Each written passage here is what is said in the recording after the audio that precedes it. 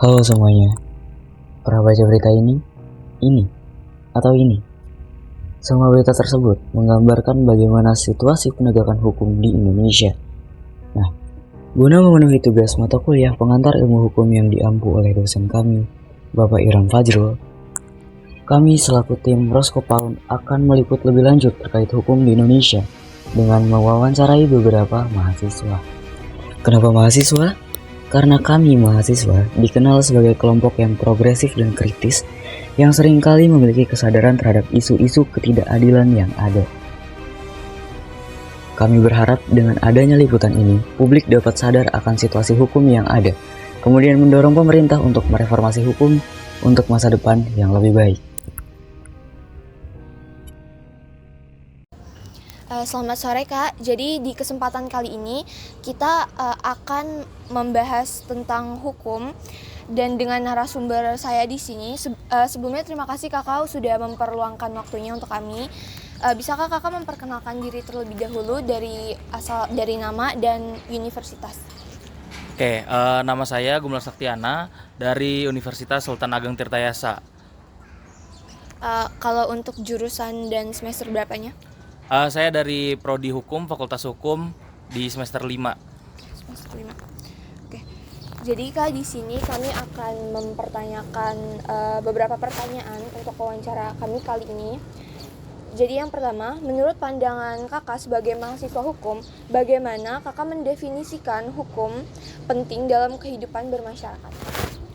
Oke, sebelumnya aku coba sampaikan dulu beberapa definisi hukum ya.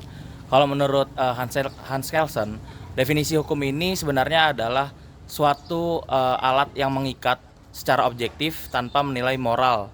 Jadi hukum ini benar-benar dipaksakan, mau itu orang dekat ataupun kerabat dekat ataupun orang tidak dikenal sama sekali, dan hukum ini harus tetap berlaku, tidak memandang bulu.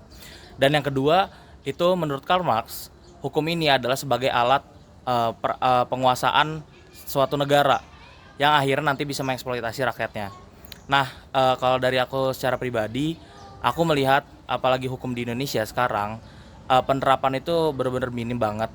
Jadi penerapan hukum di Indonesia itu selaras sekali dengan yang dikatakan oleh Marx, yaitu hukum sebagai alat penindas dan juga sebagai alat eksploitasi rakyatnya sendiri.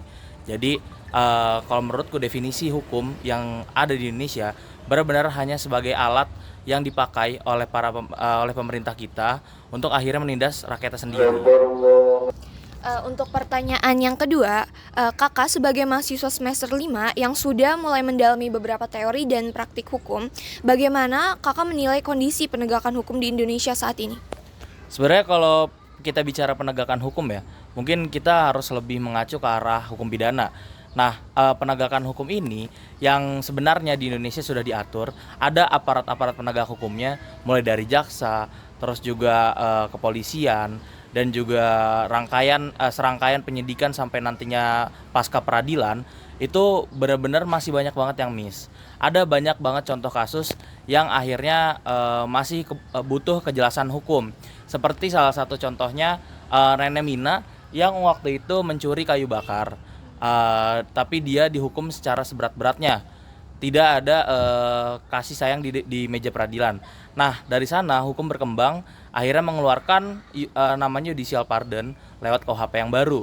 Akan tetapi judicial pardon ini juga masih belum sempurna, karena secara acara ataupun dari dalam KUHP itu masih belum diatur bagaimana caranya beracara melalui judicial pardon ini. Karena kalau misalkan tidak diatur, akhirnya judicial pardon ini akan memungkinkan untuk disalahgunakan oleh hakimnya sendiri.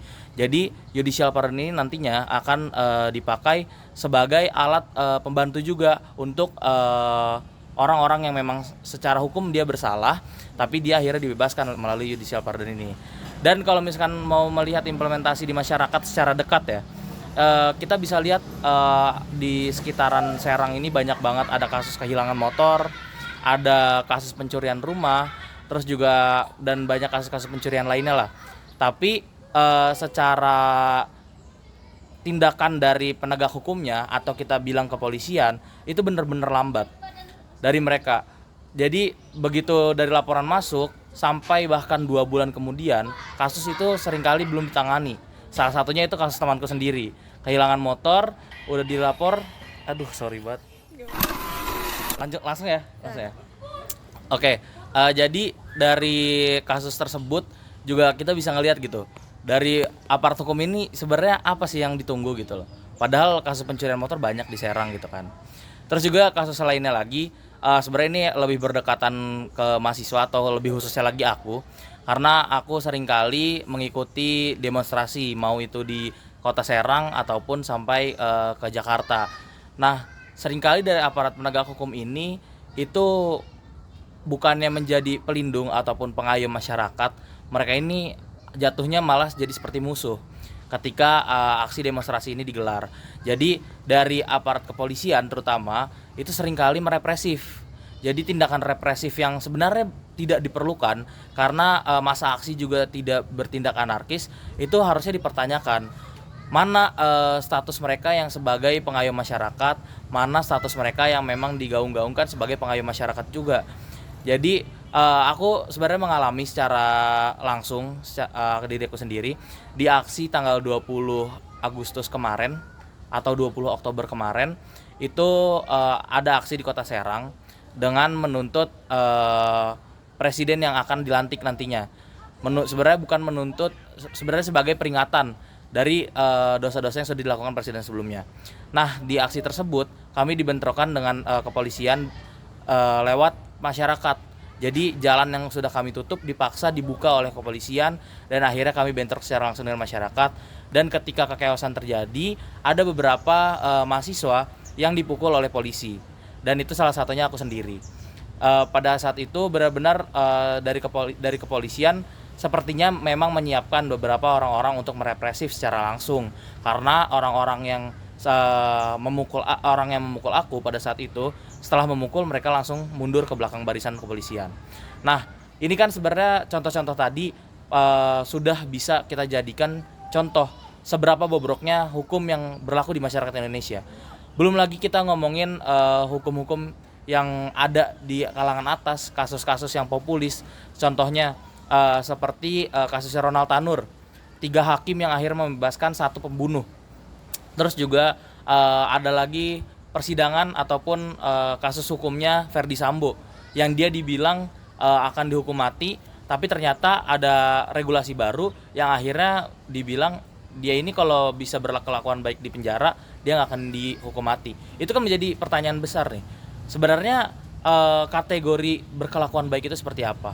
Nah, itu menurutku udah cukup lah menggambarkan seberapa bobroknya hukum di Indonesia. Oke. Untuk pertanyaan yang ketiga, kakak sebagai generasi muda yang akan menjadi bagian dari sistem hukum di masa depan, apa harapan kakak terhadap hukum di Indonesia? Sebenarnya kalau harapan hukum ya, hukum ini akan berjalan dengan baik apabila problem-problem di masyarakat itu hilang.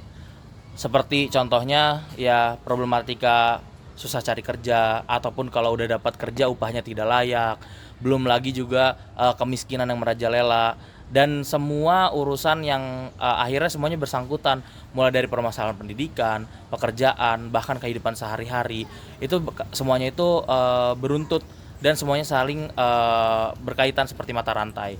Nah, menurutku harapan terbaik untuk hukum di Indonesia agar bisa berjalan lebih baik adalah pembenahan dari masyarakatnya sendiri. Pemerintah seharusnya bisa mengerti kebutuhan masyarakat itu apa, karena sekarang lapangan kerja itu benar-benar susah banget, dan karena lapangan kerja yang susah inilah akhirnya masyarakat dimiskinkan jatuhnya. Mereka ini bukan lagi nggak mau kerja, tapi mereka tidak bisa kerja. Bahkan kalaupun mau bekerja di lahan pertanian sendiri, lahan mereka juga di mana? Mereka tanah-tanah mereka udah habis, dibabat habis oleh pabrik-pabrik, didirikanlah itu mesin-mesin dan juga pabrik yang nanti akhirnya hasilnya yang konsumsi orang-orang Indonesia juga.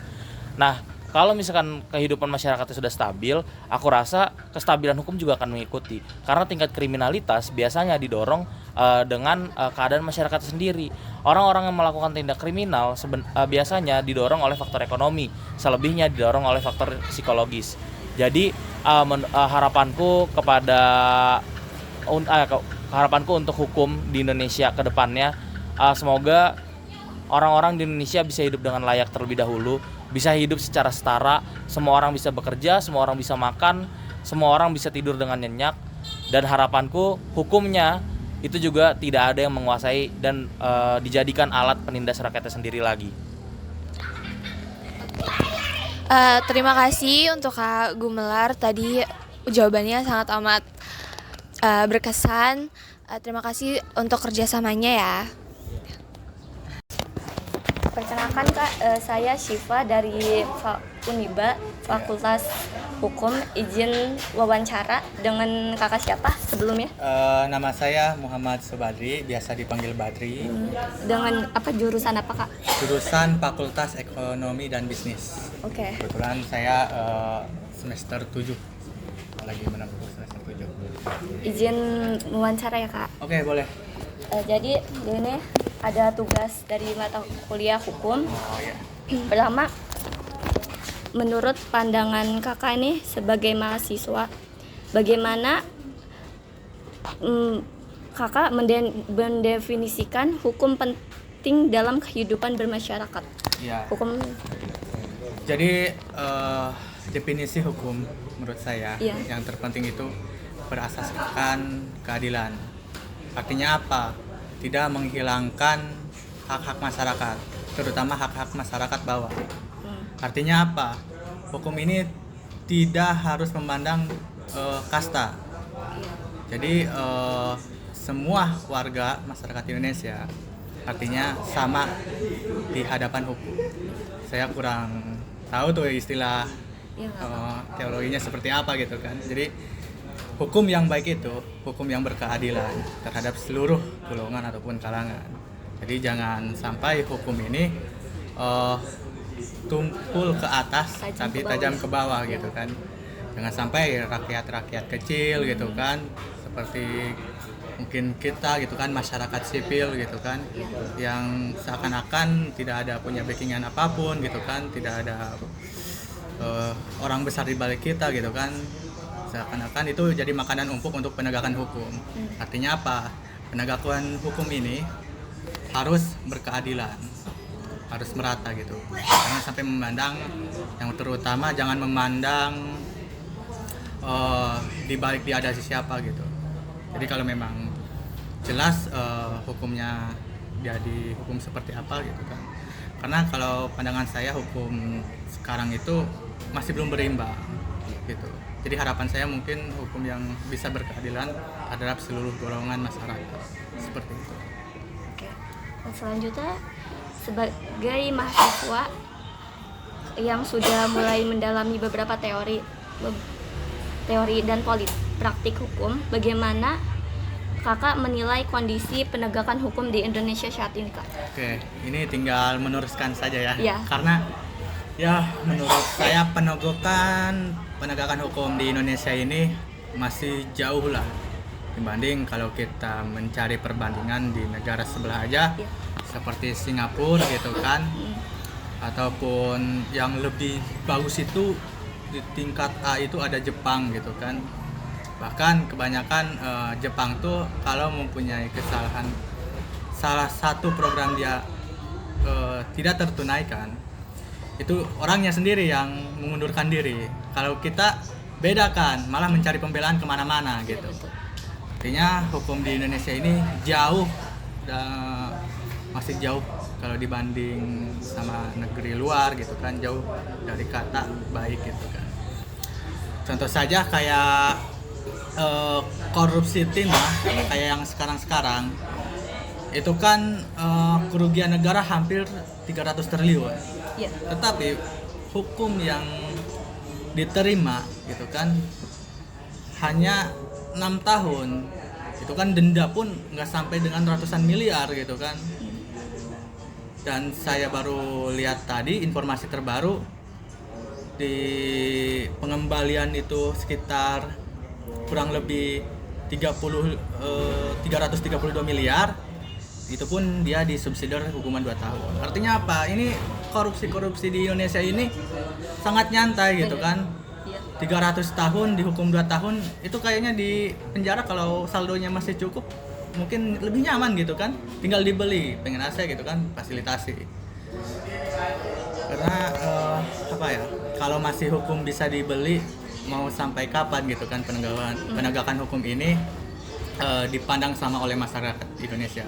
Tentunya saya masyarakat bawah, golongan bawah gitu kan, berasal dari masyarakat, dari kampung gitu, memandang jauh hukum ini, ya itu tadi, tumpul ke atas, tajam ke bawah.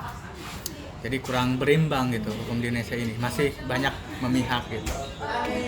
Ya mungkin harapannya ya, hukum itu kan harusnya memandang semua sama. Artinya ketika memang dia terjerat hukum, ya sesuaikanlah dengan jeratan tersebut. Jangan cawe-cawe kemana, ke sana ke sini gitu. Terus pada saat bagian penyelidikan gitu kan, jadi ada permainan eh, orang yang masih berkeliaran gitu kan, masih nyari-nyari pembelaan gitu. Jadi kalau mau langsung ditegakkan ya tegakkan gitu kan. Ini seakan-akan penegakan hukum juga masih bisa diatur gitu. Jadi kurang kurang maksimal lah penegakan hukum di Indonesia gitu kan. Ya contoh saja di Banten itu kayak penegakan hukum aset gitu kan, yang dijual 1 triliun kalau nggak salah. Ya sampai sekarang mana kan redup kan, isunya mau sampai seperti apa kan masih redup gitu. Itu kalau menurut saya terkait pandangan saya terkait hukum di Indonesia gitu kan. Mungkin itu saja. Oke, pertanyaan terakhir, sebagai generasi muda yang akan menjadi bagian dari sistem hukum di masa depan nih, apa harapan Anda terhadap hukum di Indonesia? Itu pertanyaan. Ya kembali lagi, kalau harapan sih tentunya hukum ini bisa dipandang sama lah. Jadi semua dipandang sama di depan hukum, jangan membeda-bedakan golongan ataupun ini orang mana gitu kan, ini backgroundnya apa gitu.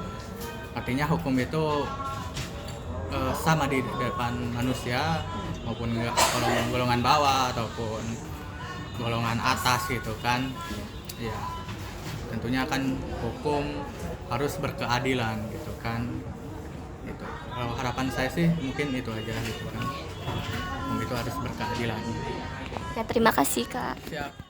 Halo Kak, saya Niken dari Fakultas Hukum Uniba, izin wawancara ya. Sebelumnya Kakak, dengan Kakak siapa dan jurusan apa? Dari universitas mana? Ya, perkenalkan nama saya Muhammad Rudi Sativa, Fakultas Hukum Untirta, Angkatan 2022. Baik Kak, untuk pertanyaan pertama, boleh Kakak definisikan apa itu hukum menurut Kakak sebagai mahasiswa Fakultas Hukum? Kalau menurut saya, definisi hukum adalah kaidah-kaidah atau norma yang mengatur masyarakat gitu, tapi memiliki sanksi apabila masyarakatnya itu melanggar gitu dan sifatnya itu mengikat. Oke, baik. Lalu, bagaimana pendapat Kakak dalam penegakan hukum di Indonesia? Kalau menurut saya, kalau terkait penegakan hukum itu secara sistem memang sudah terkondisikan dengan baik gitu, tapi pada akhirnya banyak oknum-oknum ataupun terkait orang yang menegakkan hukum itu tidak melihat hukum itu secara murni ataupun secara supremasi hukum, yang dimana kalau kita lihat gitu kondisi Indonesia sekarang, yang dijunjung tinggi itu bukan hukum tetapi kekuasaan. Nah, akhirnya ada suatu kecenderungan sistem yang seperti itu yang membuatkan masyarakat pun yang emang punya hak untuk menegakkan hukum, tapi ketika dibenturkan oleh suatu keadaan yang emang eh, dengan bersinggungan dengan kekuasaan gitu, akhirnya dia melupakan hukum itu sendiri. Jadi kalau saya lihat ada suatu paradoks gitu di mana penegakan hukum itu yang baik pun nggak tentu pasti berjalan dengan baik apabila masyarakatnya juga tidak menegakkan hukum. Jadi harus ada korelasi yang baik gitu, hubungan yang baik antara penegak hukum dan juga sistem hukumnya. Oke, baik Kak. Yang terakhir, apa sih harapan Kakak untuk hukum di Indonesia ke depannya? Kalau kalau harapan saya gitu buat hukum ke depannya untuk di Indonesia, Indonesia itu harus melihat hukum itu secara visioner, yang dimana kalau kita lihat kondisi Indonesia sekarang tuh, kalau saya gambarin ya, eh, kalau kalau di jalanan gitu, jalan rusak, tunggu jalanan rusak dulu baru dibenerin. Nah itu hukum yang sekarang, hukumnya baru kelihatan ada kekosongan hukum baru dibenerin. Nah harusnya buat para akademisi, praktisi ataupun nanti mahasiswa yang emang menjadi generasi baru gitu di sebagai penegak hukum ataupun eh, pembuat hukum, harus melihat gitu ke depannya, jangan sampai ada kekosongan hukum lainnya yang akhirnya kita nggak perlu tuh menambahkan hukum-hukum diganti-ganti gitu revisi. Jadi dan secara prosedur pembentukan hukum juga harus sesuai tiga landasan itu, filosofis, sosiologis, dan yuridis. Jadi kalau misalnya dua hal tersebut sudah diterapkan sama hukum Indonesia di masa depan, saya rasa nggak ada lagi kejadian-kejadian hukum yang emang kurang baik lah gitu. Oke, baik Kak atas waktunya. Terima kasih atas waktunya. Terima kasih juga Kak. Dari beberapa wawancara yang telah kami lakukan, dapat diambil kesimpulan bahwa hukum di Indonesia jauh dari kata ideal bagi rakyat.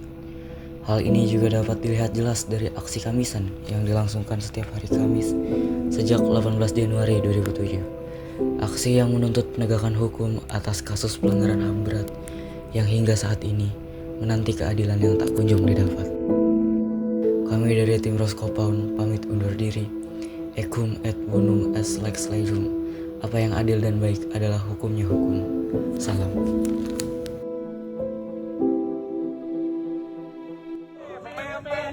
Esok hari, adakah yang cukup mampu mewakilkan suara kami?